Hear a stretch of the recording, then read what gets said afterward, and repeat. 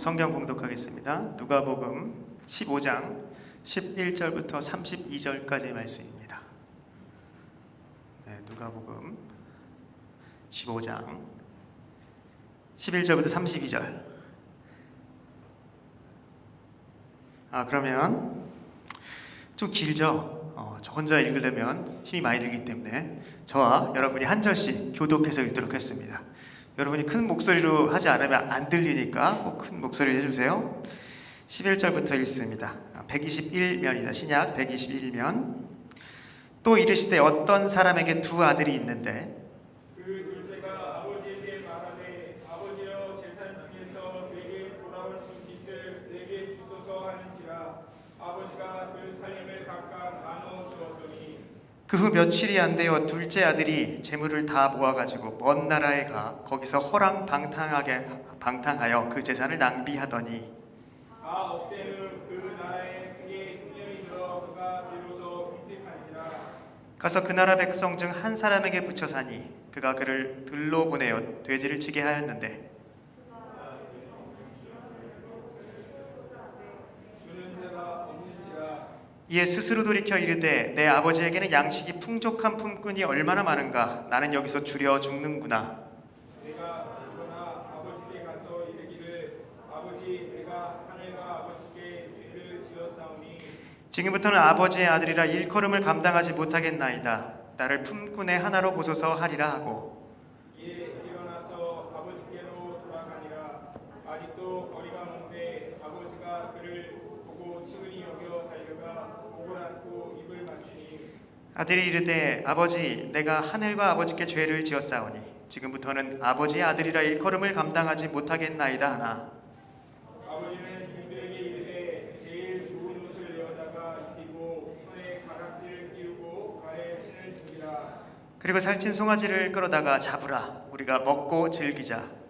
이 내 아들은 죽었다가 다시 살아났으며 내가 잃었다가 다시 얻었노라 하니 그들이 즐거워하더라.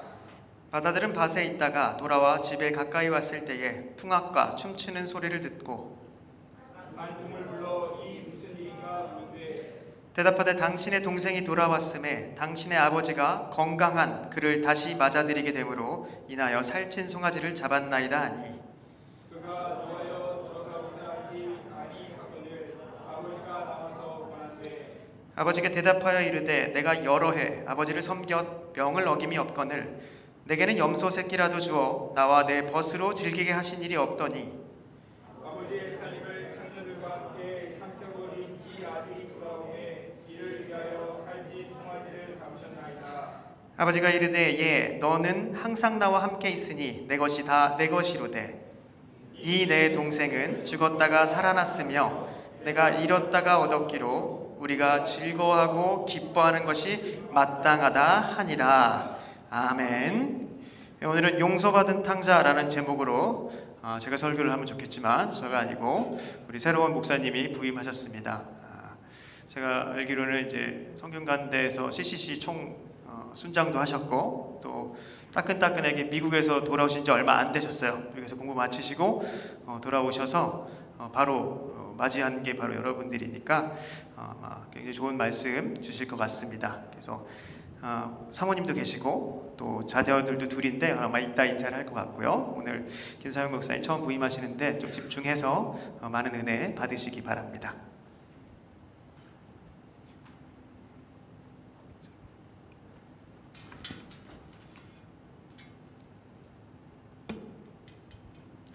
반갑습니다. 김상현 목사입니다. 여러 가지로 부족한 사람이 하나님 은혜로 정말 제가 오랫동안 흠모하고 존경하던 승동교회에 이렇게 함께하게 되었고 또 귀한 청년 여러분들과 함께 공동체를 섬기고 또 사랑하게 되어서 너무나 영광으로 생각합니다.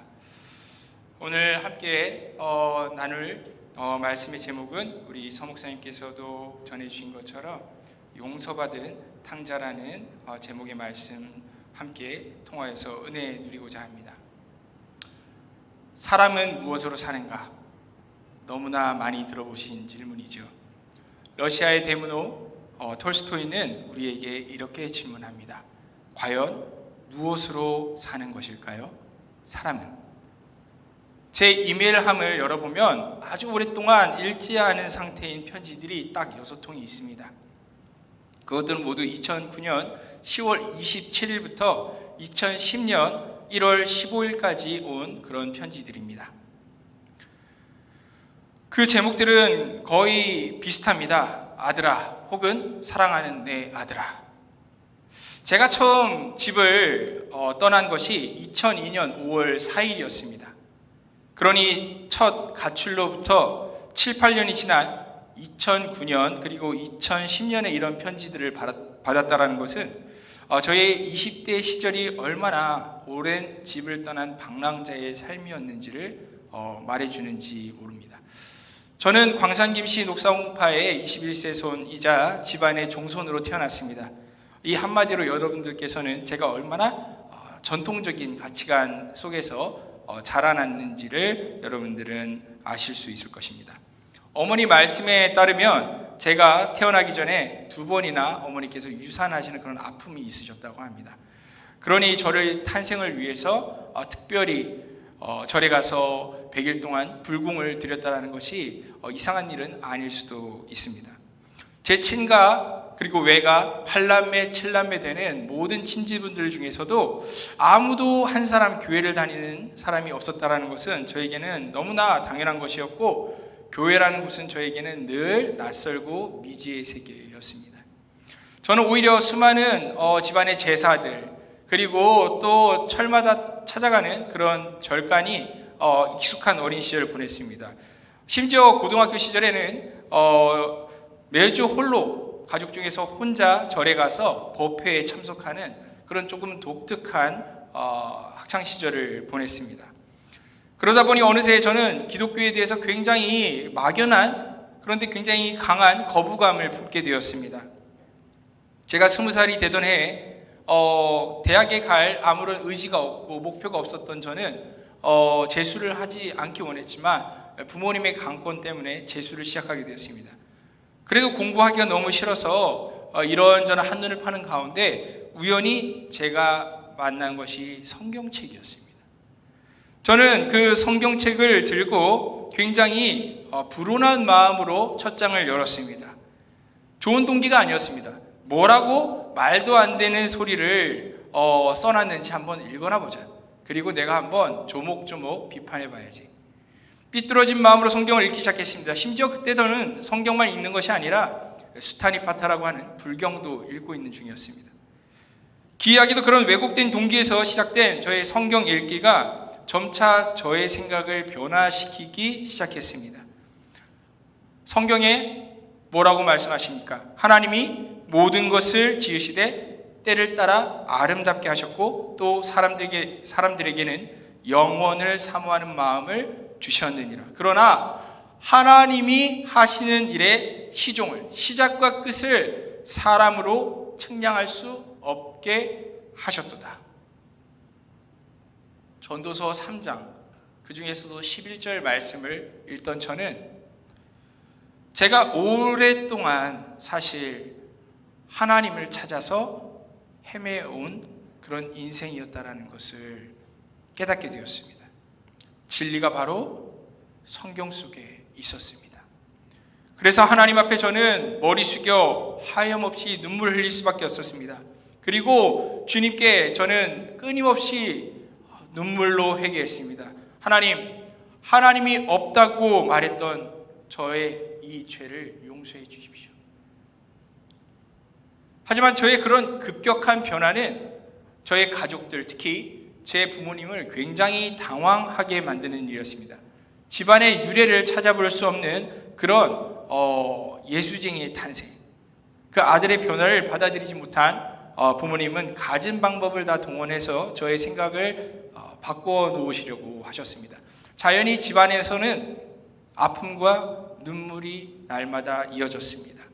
그런 갈등에 지쳐 이제는 모두가 지칠 대로 지치다 보니 부모님은 충격요법으로 차라리 네가 이럴 거면은 부모와 자식의 인연을 끊고 집에서 나가라, 호적에서 이름을 팔아, 그렇게 충격요법을 쓰시기에 이르렀습니다. 오랫동안 기도해왔던 저는 그것을 하나님의 사인이라고 받아들였습니다. 그래서 저는 가방을 2개, 짐을 싼 채 집을 나서게 되었습니다. 그렇게 저의 집으로 다시 돌아가는 긴 여정이 시작되었습니다. 소위 탕자의 비유라고 알려진 오늘 이 예수님의 비유의 말씀에서도 둘째 아들이 어떻습니까? 집을 떠나고 있습니다. 이 비유 속 둘째 아들이 저와 비교했을 때 한 가지 나은 점이 있다는 것은 2손 가득 돈을 싸들고 나갔다는 겁니다. 굉장히 부유하게 출발을 시작했습니다. 이 철없는 아들은 아버지가 아직 돌아가시지도 않았는데 유산을 요구했습니다. 지금도 그런 이야기가 있으면 야, 저런 놈이 있나? 불효자식이라고 손가락질을 할 만한데 2000년 전에 유대인들의 눈에는 그것이 어떻게 보였겠습니까? 장가도 안 갔으니 기껏해야 이제 10대 후반인 정말 철부지 아들입니다. 이제 겨우 어른이라고 지금으로 치면 주민등록증이 나온 사람입니다. 이런 아들이 한다는 소리가 형이 있으니까 형 목 빼고 어차피 제가 받아야 되는 3분의 1은 주십시오. 그래서 어떻게 돈을 마련합니까? 하나님께서 자기 조상들에게 주신 그 땅을 팔아서 마련해 달라는 것입니다. 그 땅이 어떤 땅입니까? 하나님께서 여호수아 때 이후로 주셔서 지계석을 옮기지도 말고 경계표를 옮기지도 말고 그대로 후손들에게 물려주라고 하신 그 약속의 땅, 율법의 땅입니다. 그 땅을 팔아서라도 돈을 달라는 겁니다. 자기가 하고 싶은 걸 해야 되겠다라는 겁니다. 그래서 그 돈을 가지고 먼 외국으로 건너갑니다. 도대체 무슨 일이 그렇게 하고 싶었던 걸까요? 우리는 알고 있죠. 기껏 해봤자 그 아들이 하고 싶었던 것은 향락이 가득한 그 땅에서 허랑방탕한 삶을 살아보는 것이었습니다. 얼마 후 그 땅에 흉년이 들자 이 탕자의 처지가 어떻게 됐습니까? 완전히 시궁창 속으로 이렇게 떨어지듯이 비참해집니다. 그가 돈을 뿌릴 때는 늘 곁에 있었던 친구들도 다 떠나가고 여자들도 사라져 버렸습니다. 이제 먹고 살기 위해서는 돼지나 치는 그런 비참한 인생이 되어버렸습니다. 지금도 유대인들이 가장 부정하게 여겨서 손도 대지도 않고 쳐다도 보지 않는 음식이 무엇입니까? 돼지고기 아닙니까? 돼지 아닙니까? 이 유대인인 아들이 돼지를 치게 되었을 때 얼마나 그 자신의 삶에 자괴감을 느꼈을까요? 더욱이 먹을 것이 없어서 돼지들이 주워 먹는 쥐염 열매라도 주워 먹으려고 했는데 그것조차 주워 먹는 게 힘들었다라고 성경은 말합니다. 얼마나 처량합니까? 이 아들은 그제서야 제정신이 들었습니다. 그래서 고향집을 기억합니다. 아버지를 떠올립니다. 그리고 이렇게 혼잣말을 하죠. 내 아버지의 그 많은 품꾼에게는 먹을 것이 남아도는데 나는 여기서 이렇게 굶어 죽는구나. 내가 일어나 아버지께 돌아가서 이렇게 말씀드려야겠다. 아버지, 제가 하늘과 아버지 앞에 죄를 지었습니다. 저를 더 이상 아버지 아들이라고 불릴 자격이 없으니 저를 품꾼 중에 하나로 그저 여겨주십시오. 삼아주십시오. 이렇게 결심을 하고 다시 산 넘고 바다 건너고 그리고 길고 긴 길을 따라 아버지의 집으로 다시 향합니다. 아마 아버지를 만나면 이렇게 말해야지. 아니야, 이렇게 말하는 게 낫지 않을까? 이런 표정을 지을까? 하면서 마치 연극 배우가 혼자서 연습하듯이 그렇게 가는 길 내내 그 오랜 시간 동안 수십 수백 번을 연습하고 돌아갔을 겁니다. 그런데 아직 동네 입구가 저 멀리 있는데 누가 서 있는 겁니다. 사람 그림자가 있는 겁니다. 이 시간에 누구지? 누구였습니까? 이 잃어버린 아들이 언제 다시 올지, 정말로 언제 다시 올지 알고 아버지가 그 동네 입구에서 그 아들을 기다리고 서 있었던 겁니다. 피골이 상접해서 거짓골로 돌아온 이 아들, 동네 사람들이 저놈 돌아왔다 하고서는 손가락질하고 욕하기도 전에 아버지가 달려오기 시작합니다. 샌들이 벗겨져서 날아가고 그리고 펄럭거리는 그 바지춤을 그 치마 같은 그 옷을 부여잡고 그 지역에서는 그래도 존경받는 유지고 그리고 대접받는 어른인데 이 아버지가 달려오기 시작합니다. 이 아들이, 이 못난 아들이 더 못난 그렇게 연습했던 대사를 읽기도 전에 아버지가 어떻게 하십니까? 달려와서 그 아들을 안습니다. 목을 안습니다. 입을 맞춥니다. 아들이 너무 죄스럽고 부끄러워서 대사를 바꿉니다. 뭐라고 합니까? 아버지, 저는 하나님 그리고 아버지 앞에 죄를 지었습니다. 저는 아버지 아들이라고 불릴 자격이 없습니다. 그렇게 말을 하는데 아버지는 그 말을 들은 채도 하지 않습니다. 그 주위에 따라온 종들에게 뭐라고 명령합니까? 서둘러 가서 가장 좋은 옷을 가져와서 아들에게 입혀라. 또 손가락에 반지를 끼워주고 발에 신발을 신겨라. 살찐 송아지도 끌고 와서 잡아라. 우리가 함께 먹고 즐겨야 되겠구나. 내 아들이 죽었다가 다시 살아났다. 잃어버렸다가 다시 찾았구나. 아버지가 기뻐하는 것입니다. 부모님으로부터 제가 그 6통의 이메일을 받기 시작했던 2009년 10월은 제가 두 번째로 집을 떠났던 시점입니다. 다니고 있었던 여의도의 회사를 사직하고 나온 후에 그날로 휴대전화의 번호를 바꾸었습니다. 그리고 편지 5장에 제 생각을 일방적으로 적고 봉투에 넣은 채 집을 나섰습니다. 그 내용은 요약하면 간단합니다. 하나님께서 저를 목회자로 부르셨습니다. 제가 그렇다라고 말씀드리면 허락하지 않으실 것이 뻔하니 이렇게 편지를 남기고 떠납니다. 저를 찾지 마십시오. 저는 저대로 비장했던 순간이었겠지만 그 저녁 돌아오신 부모님들에게는 얼마나 마른 하늘의 날벼락 같은 일이었겠습니까? 과거 제가 방문한 적이 있었던 서해안의 작은 기도원을 찾아갔습니다. 기도원장님께 제가 여기서 청소도 하고 연탄도 갈고 봉사할 테니까 얼마만큼인지 모르지만 있는 그 기간 동안에 지내게 해주실 수 있겠습니까? 그러라고 허락하셔서 저는 그곳에서 기도하기 시작했습니다. 하나님이 저를 부르신 게 정말 맞는지, 무엇을 위해 부르셨는지 그 답을 주실 때까지 저는 일어나지 않겠다라는 심정으로 기도원에서 기도하기 시작했습니다. 제가 혹시 착각해서 목회자가 되면 하나님의 교회에 누를 끼칠까 봐 그것이 너무 두려웠기 때문이었습니다. 물론 그때는 그곳에서 제가 2년 3개월이나 지내게 될지는 꿈에도 몰랐었습니다. 그런데 제 부모님들께서 저를 찾아내신 것은 몇 달이 지나고였습니다. 철야 집회를 마치고 새벽 예배당의 마룻바닥에 계속 기도하고 엎드려서 기도하고 있었는데 갑자기 제 등 뒤에 문이 콱 열리면서 울부짖는 사람들의 소리가 들리는 겁니다. 그리고 뒤에서 저를 사정없이 때리는 그런 손길이 있었습니다. 바로 제 아버지와 어머니였습니다.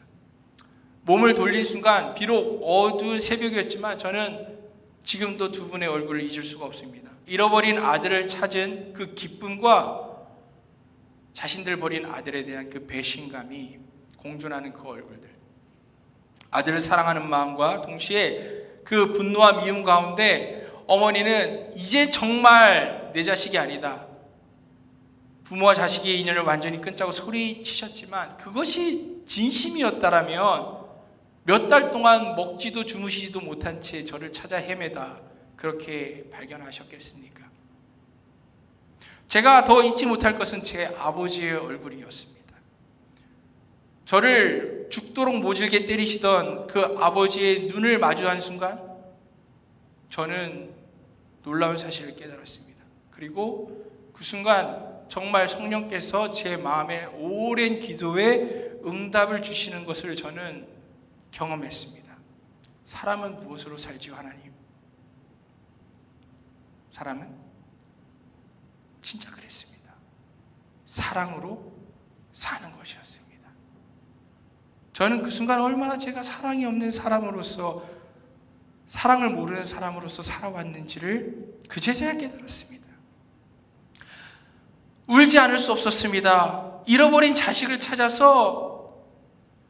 헤맸던 제 육신의 아버지의 그 사랑.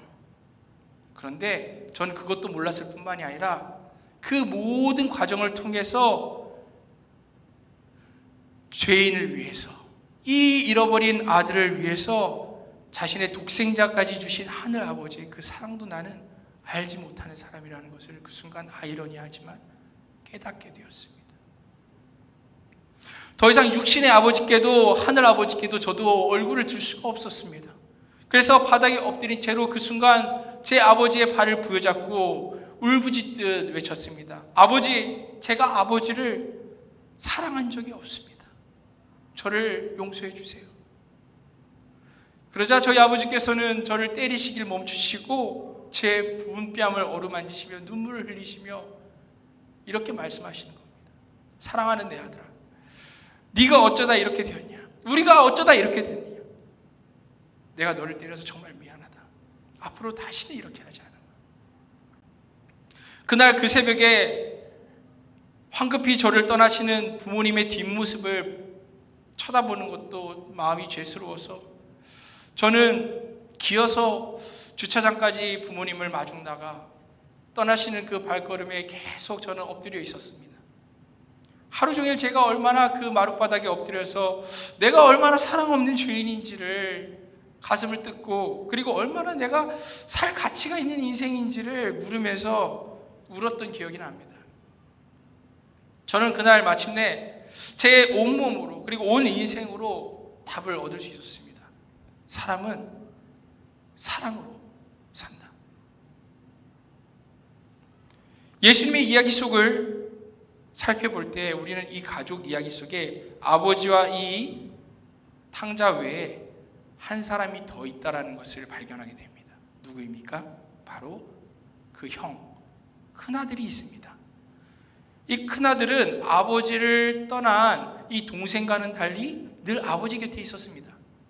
이 큰아들은 성실한 사람이었습니다. 아버지의 제사를 돌보고 번창하게 했던 그런 자랑스러운 아들이었죠. 이 큰아들이 동생의 귀환에 어떤 반응을 보입니까? 아버지와 같은 마음으로 환영했나요? 아닙니다. 이 큰아들은 밭에 있다가 돌아와서 집안에 갑작스러운 잔치가 시작된 것을 보고 종을 불러서 묻습니다. 도대체 이게 무슨 일이냐? 그리고 그 모든 정황을 알게 되었을 때 반응이 어떻습니까? 화를 냅니다. 그리고 잔치에 들어가기를 거부합니다. 그 사실을 안 아버지가 나와서 이 큰아들을 설득하지만 이렇게 쏘아붙입니다. 보십시오 아버지, 저는 수년 동안 아버지 이렇게 열심히 섬겨왔는데 그리고 한 번도 아버지 명을 어긴 적이 없는데 근데 아버지께서 저를 위해서 친구들과 함께 먹고 마시라고 염소 새끼 한 마리라도 주신 적이 있어요? 그런데 창녀들과 함께 아버지 재산을 다 이렇게 말아버린 이 아들이, 아니 이놈은 제 동생도 아닙니다. 아버지의 이 아들이 돌아오니까 아버지가 살찐 송아지를 잡으시다니요. 아버지의 마음을 몰라주는 이 큰아들에게 아버지가 이렇게 다 이릅니다. 아들아, 너는 언제나 나와 함께 있었으니 내가 가진 모든 것이 네가 가진 것 아니냐. 네 동생은 그런데 죽었다가 다시 살아나고 잃었다가 다시 찾았으니까 우리가 즐거워하고 기뻐해야 되지 않겠니? 사실 아버지의 그 사랑을 악용해서 미리 유산을 받아서 멀리 떠나버렸던, 그리고 다시 돌아와가지고도 아버지의 그 마음을, 사랑을 알지 못하고 자기를 품꾼의 하나로나 여겨달라고 그런 소리를 하는 이 작은 아들만이 문제가 아니었습니다. 슬프게도 몸은 늘 아버지 곁에 있었지만은 사실 아버지 마음에서 멀리 떠나 있었기는 큰아들도 평생 다를 바 없었던 것입니다. 애석하지만 아버지는 이 두 아들을 똑같이 최고로 모든 것을 다해서 사랑했지만 둘 다 이 아들들은 아버지의 사랑을 몰랐기는 매한가지였습니다. 큰아들이 얼마나 아버지를 사랑이 아닌 의무감으로 대했는지, 그리고 또 자기 동생을 그리고 동생이라 부르지 않는 이 모습을 통해 그 마음을 우리는 보게 됩니다. 더 나아가서 어떻게 하려고 합니까? 이 잔치도 엎어버릴 수 있으면 엎어버리겠다는 겁니다. 아버지는 한결같이 아들들을 이렇게 사랑하시는데 왜 아들들은 아버지의 마음에 도달하지 못하는 걸까요? 왜 우리의 마음과 마음은 서로 연결되지 못하고 항상 끊어져 있고 멀어져만 가는 걸까요? 텍사스에서 제가 유학생활을 마치기 2달 전에 장을 보면서 카트에 앉아있는 제 아들 성원이에게 이제는 한국에 가게 되었다는 사실을 말해줘야 되겠구나 생각을 하고서 이야기하기로 결심을 했습니다. 말하기 전에 아들의 그 생각이 너무 궁금해서 물었습니다. 성원아, 너는 미국에서 살고 싶어? 한국에서 살고 싶어?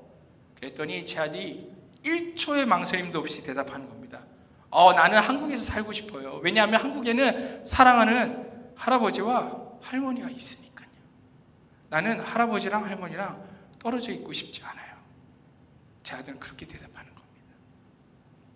저는 그 말을 듣고 장을 보다 울음이 터져 나와서 어쩔 수 없었습니다. 저는 울먹이면서 제 아들에게 네가 나보다 낫구나 그렇게 말해 주었습니다. 20살에 거듭난 이후로 셀 수 없는 그 집안의 아픔과 갈등 속에서 그 갈등 속에서도 저는 계속 거슬러서 헤엄치며 부모님의 마음에 도달하려고 저 나름대로는 애썼던 것 같은데 도달하지 못한 게 제 모습이라고 느꼈는데, 이상하게도 제 아들은 태어나자마자 이미 제 부모님의 마음속에 들어가 있는 겁니다. 마치 제가 오를 수 없는 것처럼 느껴지는 저 높은 폭포 위에서 저를 천진난만한 표정으로 내려보면서 할아버지 할머니 사랑하는 게 여기까지 오는 게 뭐가 그렇게 어려워요 아빠? 빨리 오세요. 그렇게 말하는 것 같은 겁니다. 이 일이 있고 나서 얼마 후에 아내가 부모님께 영상통화를 하면서 이런 일이 있었다라고 이야기를 했더니 저희 어머니가 성원 아빠가 네가 나보다 낫다 하고 울었다라는 그 말을 듣는 대목에서 똑같이 우셨다는 겁니다. 그랬던 겁니다. 저의 20년의 세월 동안 저만 부모님을 향해서 달려갔던 것은 아니었습니다. 제 부모님도 저희 가족들도 저의 마음을 향해서 나름 열심히 달려오고 계셨던 겁니다. 우리는 서로를 향해서 달려오고 있었던 것입니다. 그런데도 이상하게도 우리들의 마음은 마치 두 줄 기차 철길 같아서 한 번도 서로 도달하지 못한 채 평행선만 긋고 계속 여기까지 달려왔던 겁니다.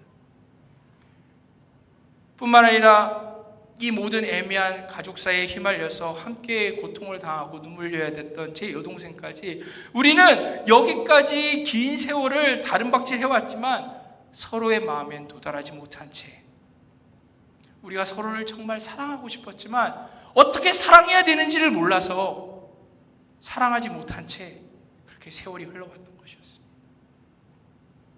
그렇습니다. 바로 여기에 진실이 있습니다. 저와 제 가족들이 서로를 향해서 그렇게 달려왔던 엇갈린 사랑의 모습이 바로 우리들의 모습인 겁니다. 사실 하나님 아버지의 마음을 알지 못한 채 살아가는 우리들의 모습이 이런 것입니다. 하늘나라가 있다는 것을 깨닫고 집을 떠난 그리고 이 아들을 사랑해서 찾아 헤맸던 육신의 아버지와 어머니, 그런데 이 죄인을 가출하게 하셨어까지라도 당신의 진정한 잃어버린 자녀들인 저의 부모님들을 당신께 돌아오게 만드시고 싶으셨던 하늘 아버지의 그 놀라우신 사랑, 그런 것입니다. 놀랍게도 저의 눈물로 쓰여졌던 가족사는 사실 저희 모두를 사랑하셔서 구원하시고자 하는 하나님 아버지의 그 사랑이 빚어냈던 구속, 구원의 이야기였던 것입니다. 비록 예수님의 이 비유의 이야기는 조금 다른 것처럼 보이지만 실상은 동일한 이야기입니다. 잃어버린 자녀들을 어떻게든 용서하시고 회복시켜 주시려는 하나님 하늘 아버지의 사랑 이야기였던 겁니다. 예수님의 비유를 들었던 그때 당시의 유대인들도 저희 가족들과 다르지 않았습니다. 모두가 다 하나님의 그 사랑에서, 하늘 아버지의 사랑에서 떠나 있는 것은 똑같았습니다. 세리와 죄인들은 마치 둘째 아들같이 타락해서 하나님을 떠나버린 스스로의 모습들이 너무 부끄러웠습니다. 그래서 내가 어떻게 하나님 아버지께 나아갈 수 있겠나? 내가 차라리 하나님을 모르는 이방이었으면 차라리 더 좋았을 것을 왜 내가 유대인으로 태어나서 이렇게 죄를 짓고 하나님께 나아가지 못하나 스스로 자책하고 살았죠. 그런 죄인들에게 누가 먼저 찾아오셨습니까? 예수 그리스도께서 먼저 찾아오셨습니다. 인자가 온 것은 잃어버린 자를 구원하려 함이니라. 아멘. 마을 어귀에서 기다리고 있다가 탕자 아들을 향해서 뛰어오는 그 아버지 모습처럼 우리 주님 예수 그리스도께서는 이 낮고 낮은 땅에 육체로까지 오셔서 하늘 아버지의 그 사랑을 품고 우리를 향하여서 구원의 팔을 벌려주시는 것입니다. 우리를 안아주시는 것입니다. 먼저 달려오셔서 골고다의 십자가에 그 물과 피를 흘리기까지 그 사랑을 증명하셨습니다. 문제는 그 예수님의 말씀을 듣고도 그 기적들을 보고도 하늘나라의 그 잔치에 들어가기를 거부한 이들도 있었다라는 것입니다. 바로 큰아들 같은 이들, 바리새인들, 종교 지도자들, 권세 있는 자들은 하나님의 성전을 매일같이 드나들면서 자신들이 거룩한 사람인 척 했지만 사실 하나님 아버지의 마음은 전혀 깨닫지 못하는 그런 큰아들 같은 이들이었습니다. 그들은 자신들이 하나님의 사랑으로부터는 실상 얼마나 떨어져 있는지는 깨닫지 못한 채 자신들이 하나님 곁에 있다라고 자부했습니다. 옳다고 생각했습니다. 하늘 아버지 곁에 있다고 믿으면서 어떻게 했습니까? 예수님이 오시니 그 예수님을 십자가에 못 박아서까지라도 하늘나라의 이 잔치를 뒤엎어버리려고 합니다. 결국 십자가에 주님을 못 박고야만 합니다. 여러분들은 어떤 아들이십니까? 어떤 딸이십니까? 우리를 향한 정말 잃어버린 우리를 정말로 찾고 죄와 사망으로부터 우리를 건져내서 살리고 싶어 하시는 하나님 아버지의 그 마음과는 상관없이 자기 마음대로 살고 있는 것이 우리의 모습은 아닙니까? 심지어 오늘은 이 시간 예배당에 와 있긴 하지만 혹은 여러 가지 상황 때문에 비대면으로 예배는 드리기는 하지만 실상 하나님 아버지 마음에는 하나도 관심이 없고 내가 알아서 내 방식대로 내가 그냥 원하는 삶을 내 방식대로 그렇게 살아가면서 하나님께는 그냥 유산을 달라고 하듯이 나에게 복 내려주세요. 하나님 좀 도와주세요. 그냥 그런 기도만 하는 그것이 우리의 솔직한 모습은 아니지요. 왜 이다지도 우리는 하나님 아버지의 마음을 알지를 못하는 걸까요? 왜 우리는 지금도 이 순간에 하나님의 집에 먼저 와서 기다리고 계신 우리 아버지의 마음을 우리를 정말로 만나고 싶으셔서 늘 기다리고 계시고 우리를 향해 달려오시는 우리 주님을 우리는 느끼지 못하는 걸까요? 여러분에게 묻습니다. 여러분은 무엇으로 사십니까? 정말로 솔직하게 자신의 마음에 물어보십시오. 정말 여러분은 무엇으로 살고 무엇을 위해 사십니까? 여기에 답이 있습니다. 여기에 답이 있습니다.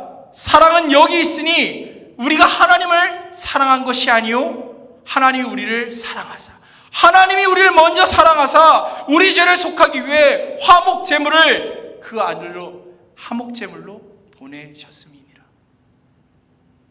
하나님 아버지의 사랑이 우리를 사랑하게 합니다. 그 사랑을 몰라 그 품을 떠나갔든지 그 사랑을 안다고 착각하면서 그분의 마음을 여전히 아프게 하는 삶을 살아가든지 간에 이 사랑 없고 하나님 아버지의 마음에서 멀리 떠나 있는 못난 저희들을 변함없이 찾고 기다리고 계신 우리 하나님 아버지, 이제는 정말 우리 모두 하나님 아버지의 집으로 우리 주님 품으로 돌아가야 되지 않겠습니까? 이 시간 저와 함께 기도했으면 좋겠습니다. 함께 소리내서 함께 기도했으면 좋겠습니다. 하나님 아버지, 따라 함께 기도하겠습니다. 하나님 아버지, 저는 평생 아버지의 품을 떠나 살아왔습니다. 아버지 곁에 있었다고 믿었던 그 시간조차도 사실 아버지의 사랑에서 늘 떠나 있었습니다. 이런 사랑받을 자격이 없는 죄인을 십자가의 사랑으로 사랑해 주셔서 감사합니다. 이제는 아버지께 돌아가기 원합니다. 아버지의 집에, 아버지의 품에 살기 원합니다. 저의 넝마 같은 죄의 모습을 벗겨주시고 이제는 아버지의 아들답게, 딸답게 살 수 있도록 저를 안아주세요. 하나님 아버지, 사랑합니다. 예수님의 이름으로 기도합니다. 아멘.